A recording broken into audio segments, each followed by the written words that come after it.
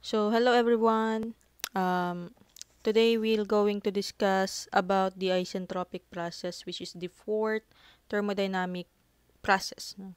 So, when we say isentropic process, this is a constant entropy thermodynamic process. So, it is a reversible adiabatic process. Okay? So, take note na lang.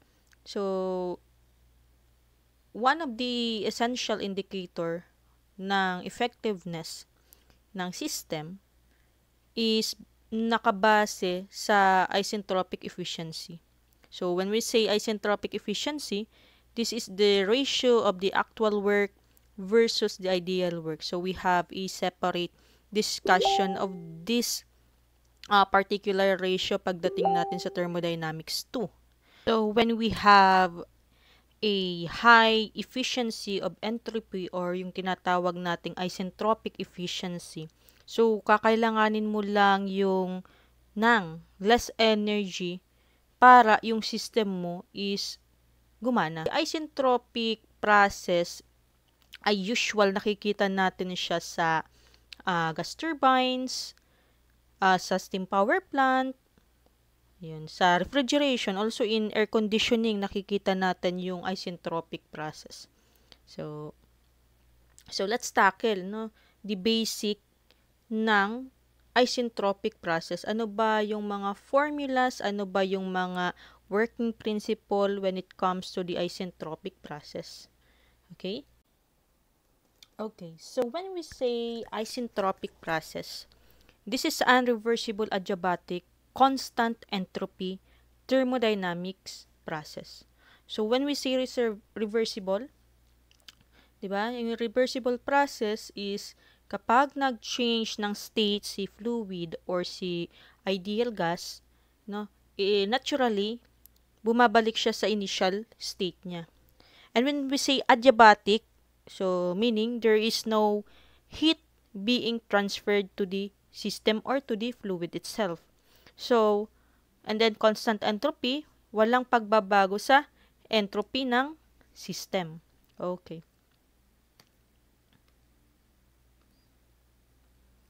So, under an isentropic process, we have the equation pressure volume raised to K that is equal to C. Okay? So, ano tong K na ito na naka-raise dito sa volume natin? Simply, no, we know that K under thermodynamic process, K is the specific heat ratio. So this is the ratio between the specific heat at constant pressure and the specific heat under constant volume. Okay? So, habi ko nga, in any type of gas, meron tayong specific mga gas constant or yung mga kanya-kanyang gas constant, kanya-kanyang specific heat ratio, kanya-kanyang specific heat at constant pressure or at constant volume. So, since we have this equation, no, pwede tayong mag-arrive sa ganitong another equation. So, we have P1 V1 raised to K kasi constant. Yung P V raised to K natin is constant. So, therefore, if we're going to get the relationship between the two state, we have the formula P1 V1 raised to K that is equal to P2 V2 raised to K, where P is the pressure, of course, the V stands for the volume, and the K is the specific heat ratio. Okay, so you can find the specific heat ratio on the tables, or you can if the CP and CB is given, so you can use the formula for specific heat ratio. Okay? Okay, so when we have this kind of constant na PV raised to K, ano kaya mangyayari sa relationship ng pressure, volume, tsaka temperature? So, let's find out. Okay, determining the pressure, volume, and temperature relationship, we use the ideal gas. We can use the ideal gas equation, which is the PV is equals to MRT, and make sure pressure and temperature should be in absolute value.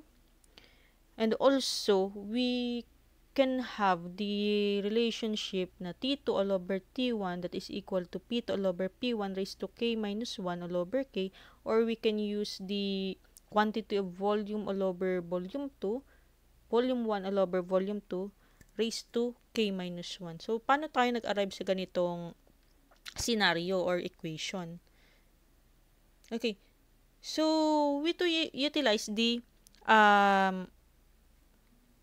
formula natin for isentropic process, the PV raised to K that is equal to C, and we know that P1 V raised to K, V1 raised to K that is equal to P2 V2 raised to K. Okay? So, let's say this is our equation 1. Ang equation 2 na gagamitin natin, of course, since nga presence, pressure, volume, and temperature, we can use the combined gas equation, which is P1 V1 all over T1. It is equal to P2 V2 all over T2. So, sabihin natin, this is our equation 2. Okay. So, we can reshuffle. Pwede nating paikot-ikutin itong equation nating dalawa. So, let's say, in order to obtain this equation, no, palabasin natin to. So, I want first to get the ratio between, or the relationship between the pressure tsaka volume using this gas equation na ito. So, we have the, from equation 1, we have the formula na P2 all over P1 that is equal to V raised to, V sub 1 all over V sub 2 raised to K, right? And then, in the equation 2, sa equation 2 naman, pwede nating sabihin, so from equation 2, we have the formula. So, iwalay natin si volume, no?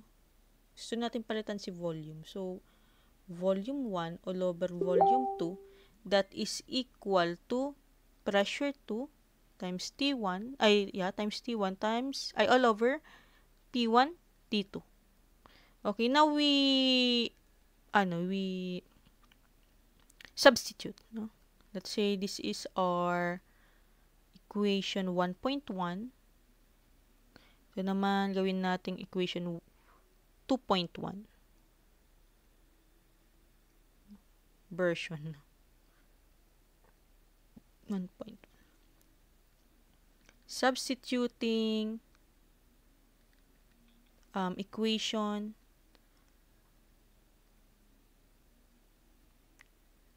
this one 2.1 to 1.1.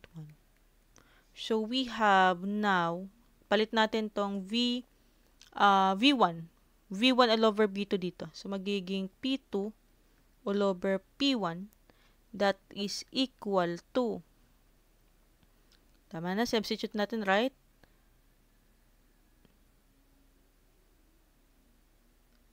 Ito, substitute natin na. So, that is equal to the quantity of, this one, substitute na natin siya, P2, T1, all over P1, T2. Raised to what? Raised to K. This one. Okay. And now, hiwalay natin si temperature. Try natin ihiwalay si temperature para mag-arrive siya sa T2 all over T1. Diba? So magiging, paano natin siya ihiwalay? So, alisin muna natin yung K dito. So, maalis siya kapag ito, kinuha natin yung K root nito. No, both side, kinuha natin yung K root. So, therefore, ang K nito makaka-cancel. So, ang matitira na lang is the k root of P2 all over P1 that is equal to P2 T1 P1 T2. Okay.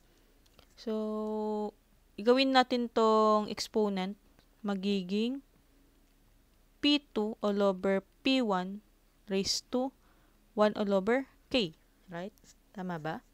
So, that is equal to, again, P2 T1 all over P1 T2.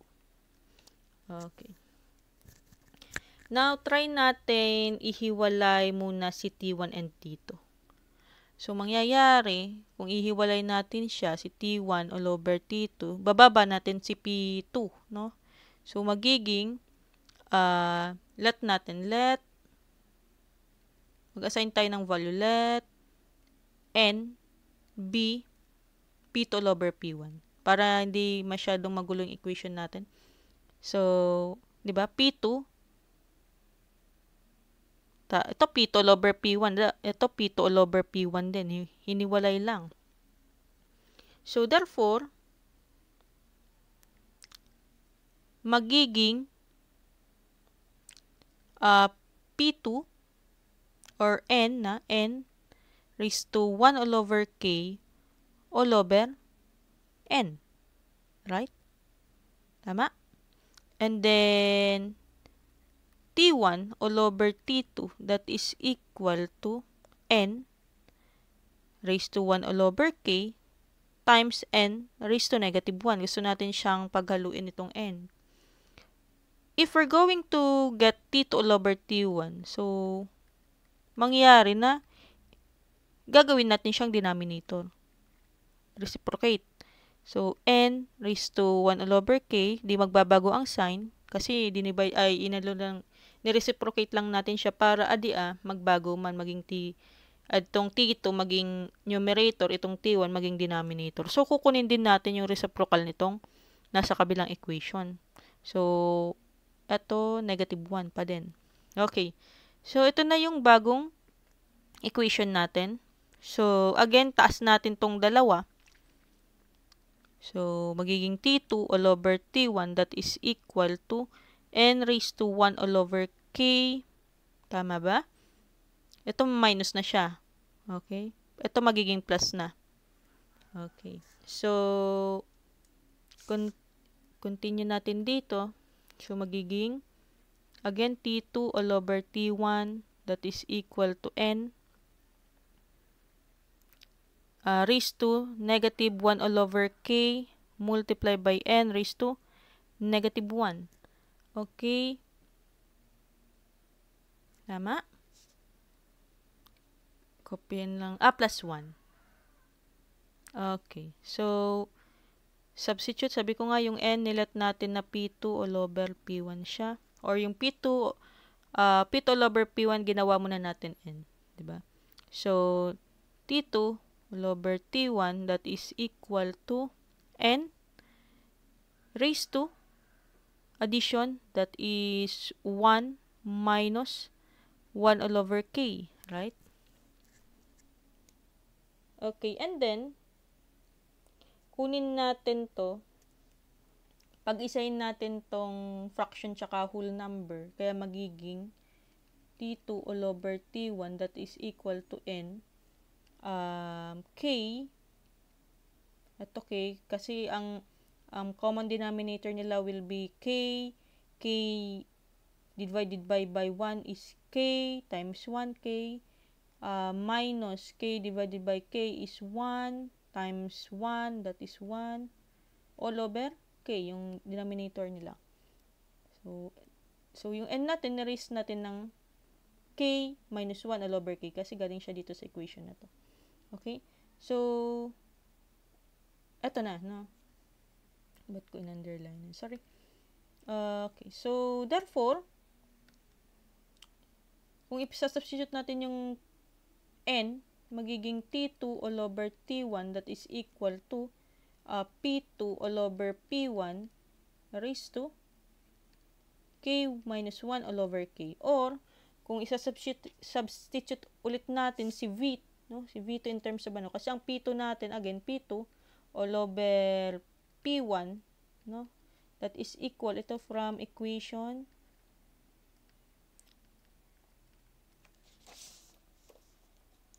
this one, equation 1.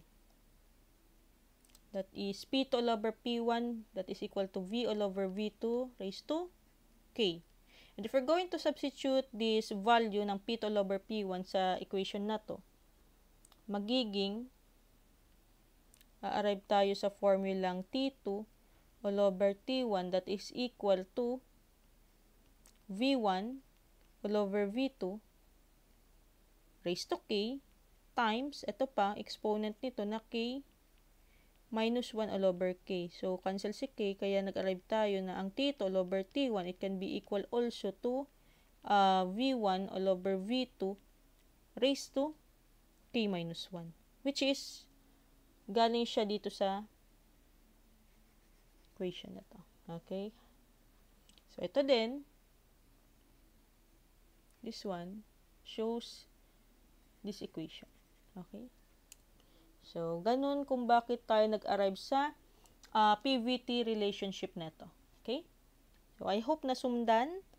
Kung hindi nasundan, revisit nyo kung paano natin sinolve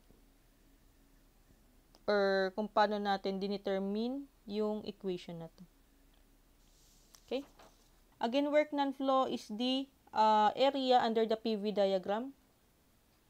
So, the formula to get the area under the PV diagram, that is equal to the integral of PdV from state point 1 to state point 2. Right? So, ganito yung diagram or ganito yung graphing ni pressure and volume pagdating kay isentropic. But usually, di ba, usual, pag ganitong curve, minsan, we can have, kung maalala nyo,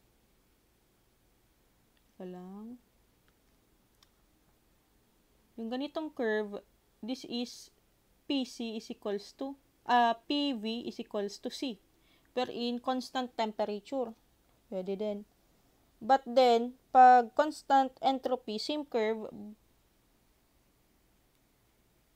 parehas lang yan ng curve. Pero, since isentropic tayo, ang PV, ang proportionality constant natin, that will be equal to PV raised to K. May value tayo ng K. At dito, yung volume natin dito is hindi naka-raise, no? Wala siyang superscript. Okay.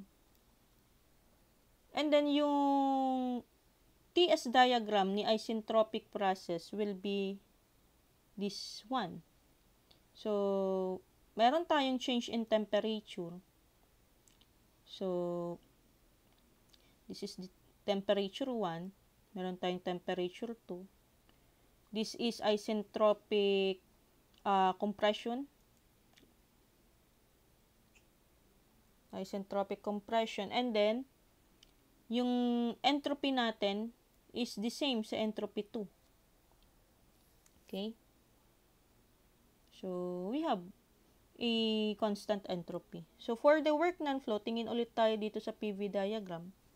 So, that is, again, the integral of PdV from point 1 to point 2. And since we have this equation na PV is equals to C, PV raised to K is equals to C, if we're going to look for the value of P, that is equal to the constant all over V raised to K. Or, we can rearrange the equation, taas natin si V, kaya pressure is equal to C times B raised to negative K. Okay, so now we substitute the value of P to this formula. So, work non-flow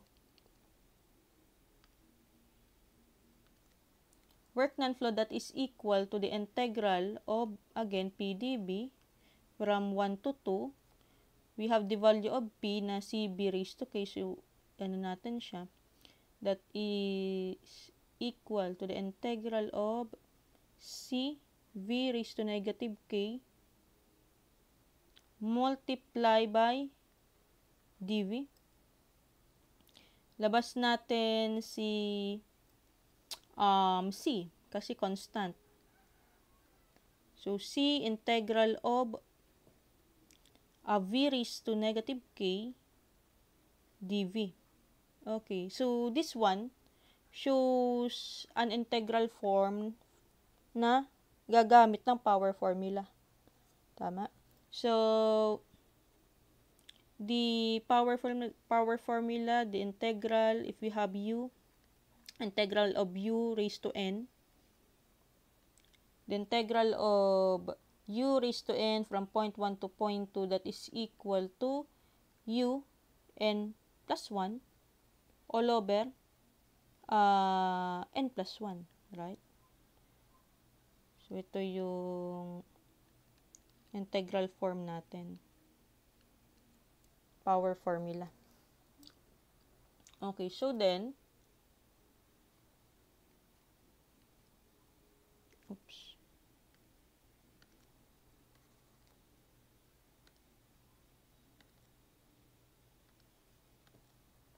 for the work non-flow, that is equal to the c integral 1 to 2, again, that is v negative k dv, and we have the formula c times v raised to negative k plus 1 all over negative k plus 1. Tapos may plus c pa. Huwag na natin ilagay si plus c.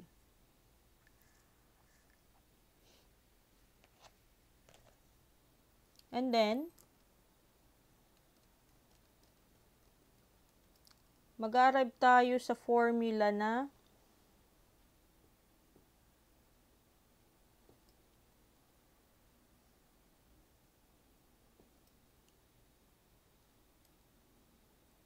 okay, i-ano natin yung boundary. May boundary pala to. From point 1 to 2. So, magiging c multiply by, lagay natin yung boundary ni v2,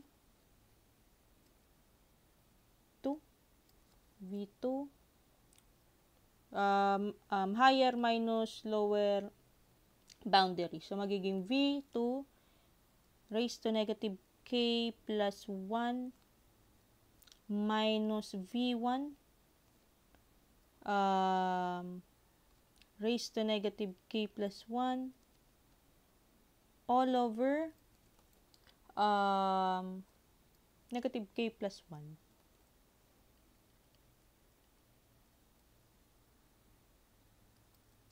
Okay. Times c. Ayan, may times c na. And then, the work non-flow, since nga yung c natin, that is equals to pv raised to k, that is rc, yung work non-flow natin will be equal to pv raised to k, let's say,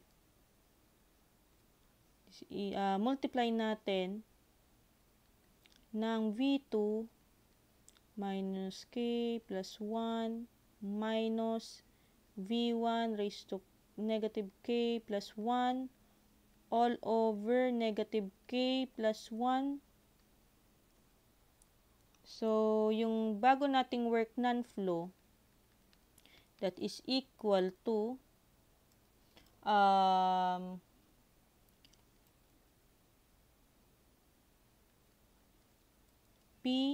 let's say P1 to muna, P1.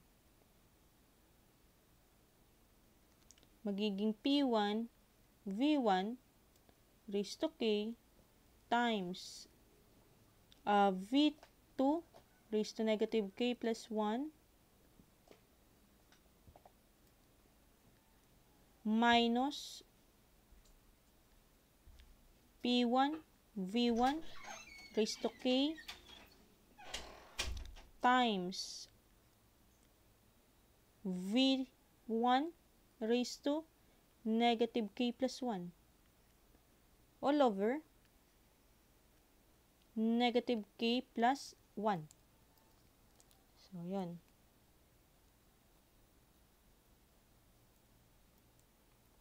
Okay. So, take note na yung P1, B1 natin raised to K, that is also equal to P2, B2 raised to K, right? So, if papalitan natin to, take note ha, P1, V1 raised to K, that is equal to P2, V2 raised to K. So, we can also use P2, V2 here. Okay, para may ma-cancel out lang tayo. P2, V2, substitute natin dito. So, instead of using P1, V1, we use the P2, V2. That is okay, no? Kasi, since parehas nga lang naman sila, we have the P2, V2 raised to K here. Okay? Pag in-apply kasi natin yan, may maka-cancel out pa tayo dito. No? Para mas mapaliit natin yung formula. Okay, so therefore, yung new work non-flow formula natin, that is equal to, okay, ito magka-cancel out kasi ito.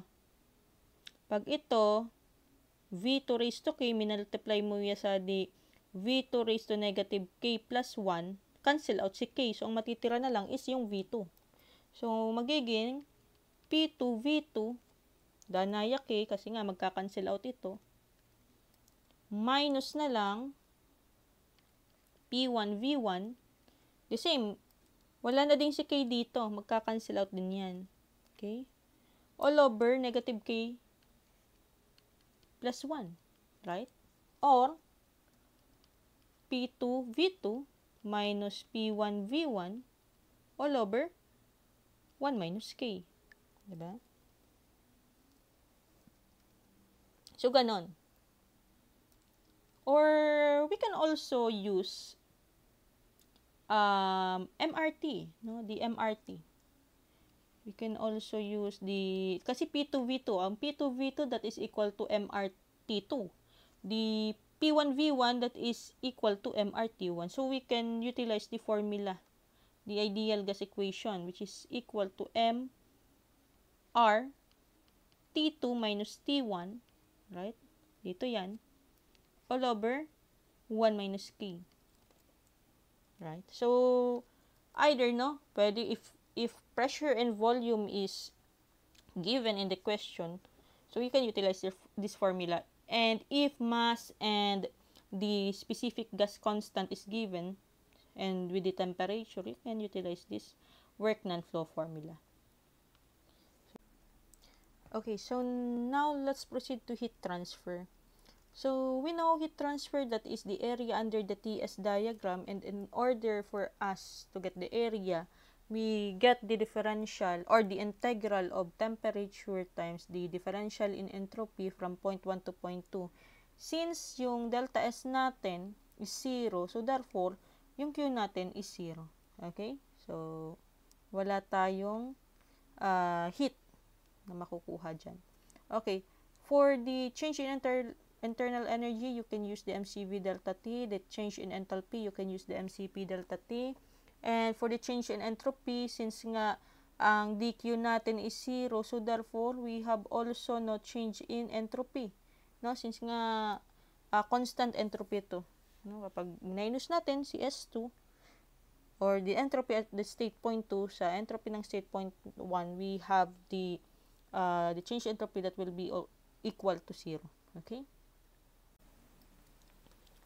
Okay, so for the work steady flow, the value of in order for us to get the work steady flow, we determine the area behind the PV diagram. C, that is the P1, V1 raised to the area under the PV diagram, or the steady work steady flow that is equal to the negative integral of VdP from point 1 to point 2.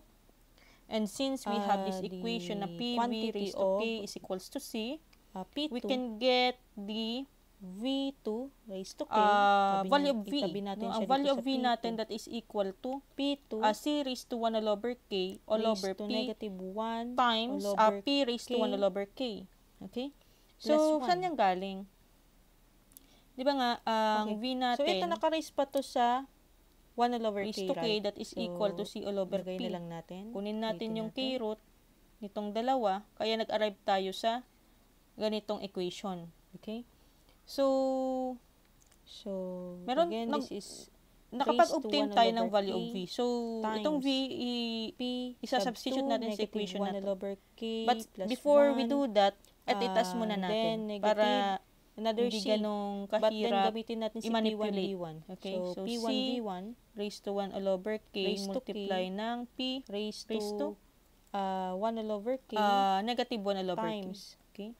P1 And then, we substitute now. raised to So, magiging negative 1 all over K integral plus of 1 negative integral all of over 1 to 2 negative 1 all over K C plus raised to 1. 1 all over therefore, K Itong multiply P2, ng P2 na P na-erase sa 1 raised all to over K, negative 1 all over K magka-cancel to. Ang matitira is yung DP. P sub 2 Labas natin si C. raised to 1. So, P sub 2 na C. lang yan. Itong V2 naman, K all over K, Okay, that is simply V2. Dito naman sa 1 all over kabila, K P1 raised to 1 all over multiply K by the times itong integral P1 natin of dito, naka-raise PDP. sa negative 1 all over K plus 1, matitira P raised to K P1 raised to DP 1 na lang. So, P1 na lang din. Times V sub 1. power formula. Wala na din K, no? Magka-cancel out si K dito.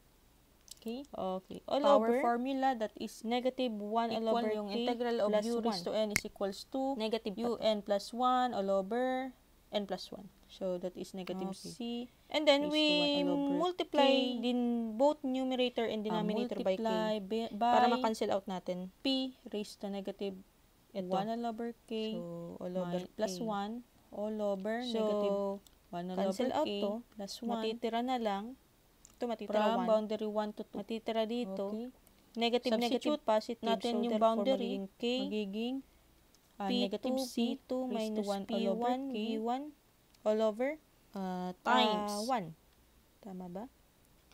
P 1 na raised to lang yan. negative P2 raised to Okay? So, negative then, 1 all over K ano pa bang plus maano 1 natin dyan?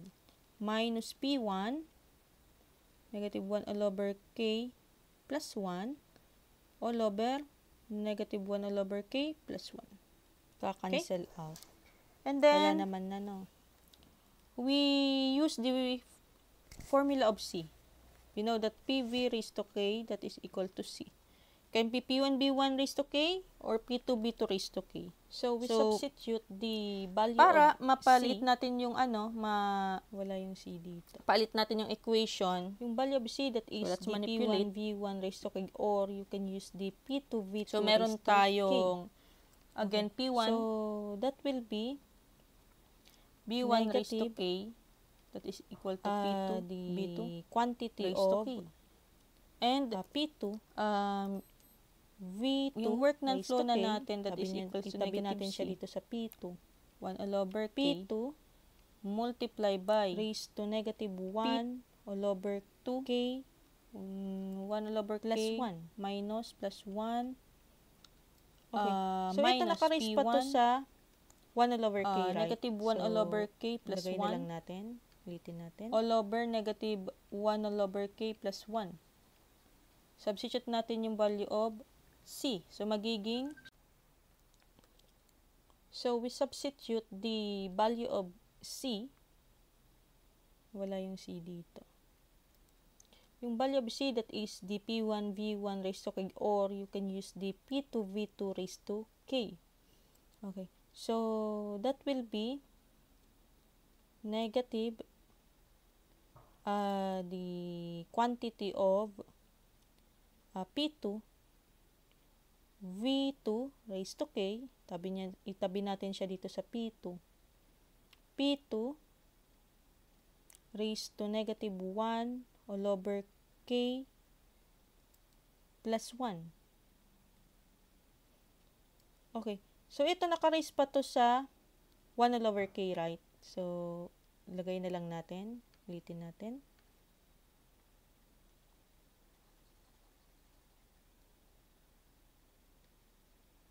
So, again, this is raised to 1 all over k times p sub 2 negative 1 all over k plus 1, and then negative another c.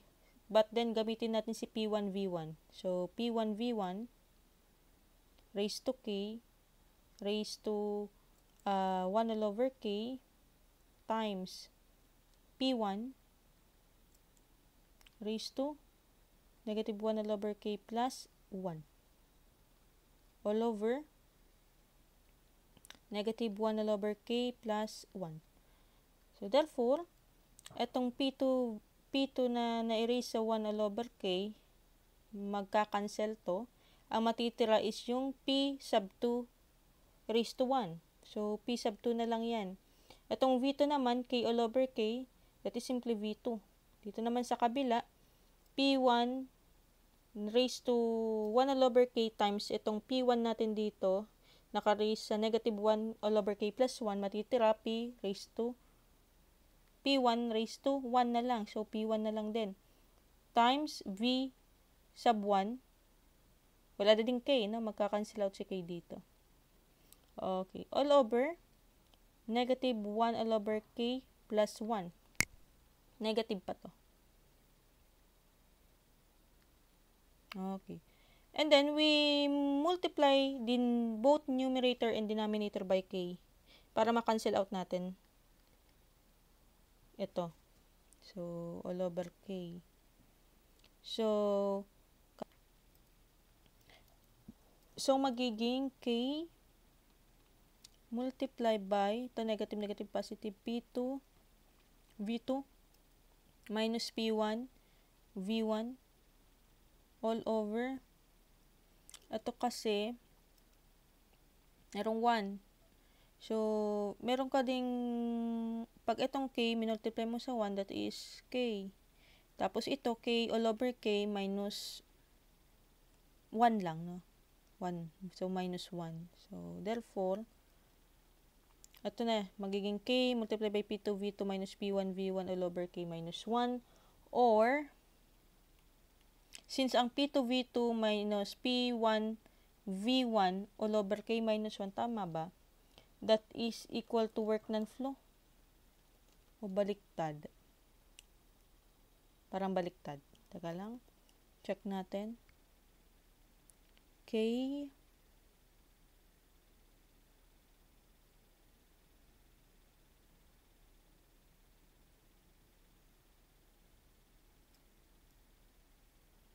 ito naka plus 1.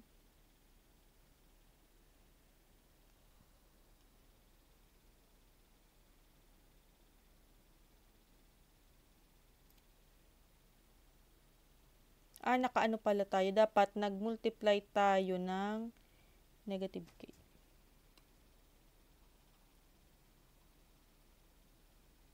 Okay, dapat negative k yung minultiply natin.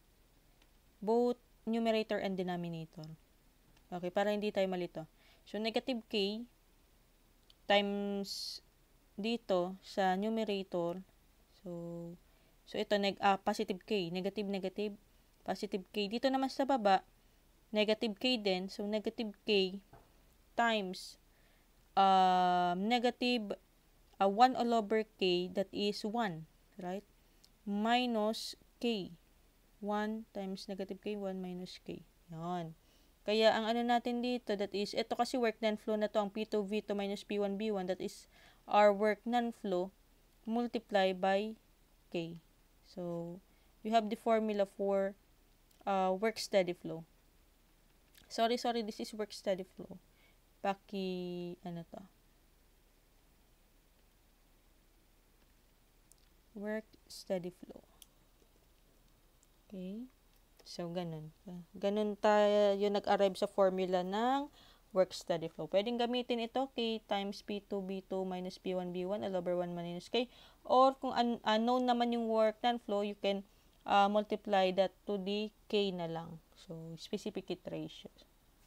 So, dun lang natatapos yung isentropic process natin or the discussion of the isentropic process. Okay? So, sundan na lang yung sample problem natin na i-discuss ko later. Or i-discuss ko sa another video. So, sundan na lang yung i-discuss kong example problem sa another video. Thank you.